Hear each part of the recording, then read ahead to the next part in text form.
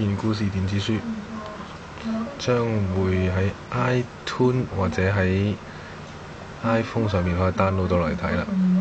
咁首先 click 入去啦，見到有個主頁寓言故事啦，跟住呢，可以 click 下一個煙房嘅 icon 啦。咁裏邊呢就有本書嘅簡介咁樣嘅。咁出翻去啦。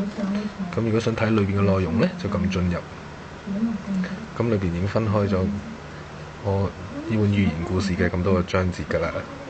咁可以撳個序章睇下啦。咁裏邊就有一個內文㗎啦。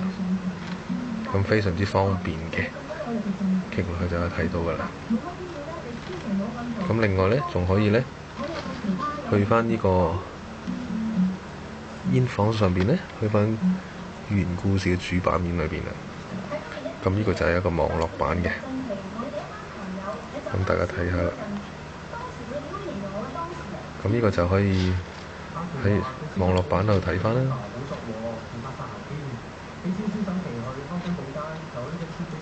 係啦，咁非常之方便啦。